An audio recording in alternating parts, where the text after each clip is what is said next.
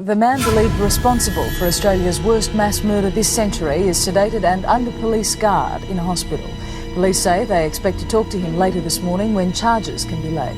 In the heart of mystery holds the darkness of truth, true horror, real madness, drip, fed, dread.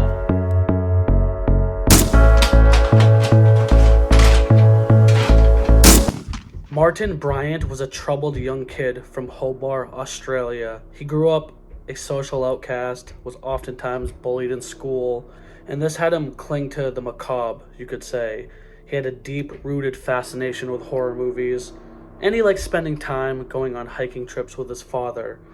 But kids claimed at school that he was kind of self-centered and would brag about how wealthy he was, and kids didn't take kindly to this, but they also treated him in ways that were very cruel, bullying, etc. It wasn't until he was a bit older that he was diagnosed with Asperger's, a form of autism, but that made no excuses for his morbid fascination with hurting animals and watching horror movies.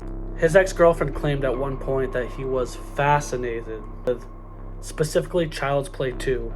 And if you're not familiar with Chucky and Child's Play, I'll indulge you real quick. It's essentially a slasher film about a serial killer named Charles Lee Ray who, through voodoo, takes control of a child's toy and tries to take the souls of others, and he kills people as well.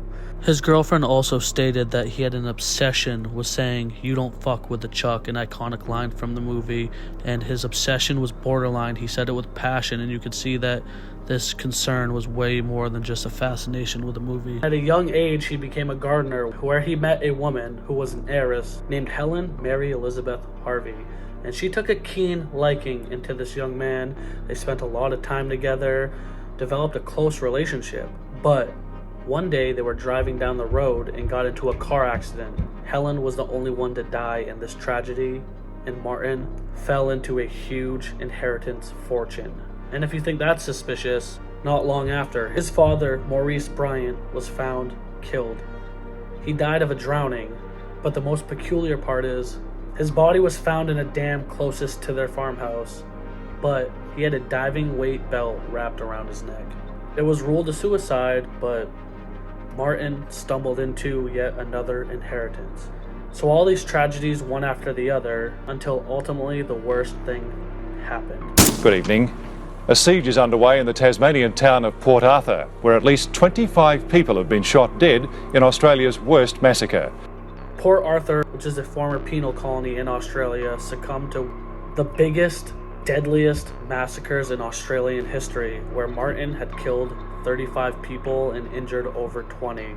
He went on a rampage targeting gas stations, gift shops, and all over the place. And Port Arthur was a huge tourist attraction, so a lot of the people targeted were just on vacation. This monumental massacre caused Australia to change their laws on guns in general, making one of the biggest spectacles in the world at the time. After the horrendous tragedy, Martin was finally captured, and he was actually held in the hospital where most of the survivors of his rampage were placed.